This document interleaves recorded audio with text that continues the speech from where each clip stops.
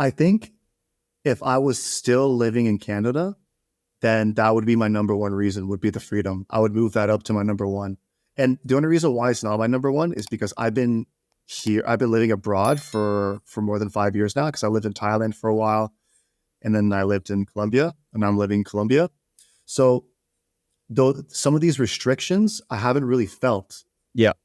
I've only been hearing about them. Yeah. But I can tell you, if I was there, I think that would be my number one. It's just the freedom, because during the pandemic in Colombia, I was still able to do everything the same. Like we weren't restricted. We had to wear masks when we went to like certain places, but that quickly faded. And I didn't feel any of the heat like I know some of our friends and family felt in Canada and Australia. Like for example, you couldn't have family get-togethers. There was a point in Canada where they were restricting people getting together. Yeah, you couldn't even go and visit loved ones in the hospital when they were sick. I mean, that is completely fucking insane. I don't understand how people put up with that. That just blew me away. Yo, you weren't allowed to work unless you got the mandatory or the non-mandatory jab, right? Like over here, like it was, and they put it on they didn't want to enforce it at a government level, right? So then they put it on businesses to enforce it to their employees. And now they're trying to say it was never forced. Yeah. But it was. You would lose your job if you didn't comply. And it's interesting because it's as if like when a government has too much control, it's a bad thing. And there's a balance between no control and too much control. And somewhere between there is the sweet spot. And I think we're going too far in one direction. We need to come back a little bit and just sort of like get rid of a bunch of laws and regulations and the power, because like it's as if the more power they get, it's as if the people are stupider and stupider, or they treat people as if they're stupider and stupider. And there's a funny saying about common sense, right? And how uncommon common sense is now. Like, have you ever found that? Like, when you say it's common sense, but it's like you just don't see common sense anymore, right? Yeah. Like common sense is actually uncommon now, right? But it never used to be. It was common sense. That's why it was called common sense, okay?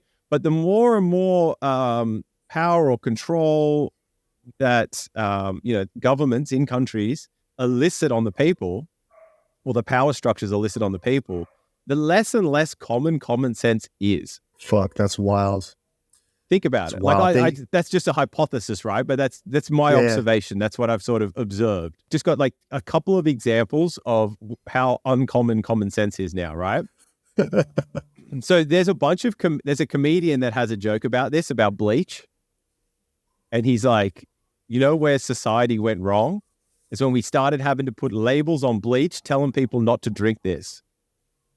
And when we did that, all the people that would have drunk the bleach stopped drinking, some of them stopped drinking the bleach, and now those people are breeding, which is incredibly harsh, right? Yeah. But there is a point there, okay? In Australia, we have restrictions on how hot your hot water system can make water, right? It's limited, so you can only make the water in your hot water system legally can only heat that water to a certain temperature, right? And it's like barely enough to wash your dishes well, right? Why? Because people burn themselves, right? And I get like, okay, but if you cover everything in bubble wrap, we lose a feedback mechanism.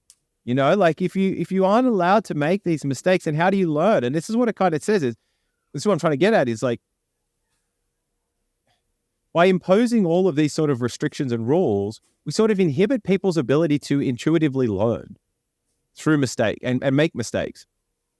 And then you end up, and this is like this bushfire thing we talked about before, like you end up building this stock, like this sort of, growing mass of people that just aren't used to, like, haven't learned from their mistakes. And then they can, create massive mistakes in the future, or get to a point where like they're so incapable that in itself is a huge pressure or stress on the system. But I'm just like, I'm all for real-time feedback, and like I'm down for like getting rid of a bunch of that stuff and just getting back to like where people actually have common sense because like they've developed it because of how they are able to live and interact with their environment. It's like the concept of helicopter parenting. Correct. The government is helicopter parenting its citizens. Correct. Yeah, that's fascinating. And you're right. It doesn't work. We need people to make mistakes and learn. Correct. To evolve. At a micro level, because that leads to less of them at a macro level, is what I tend to think.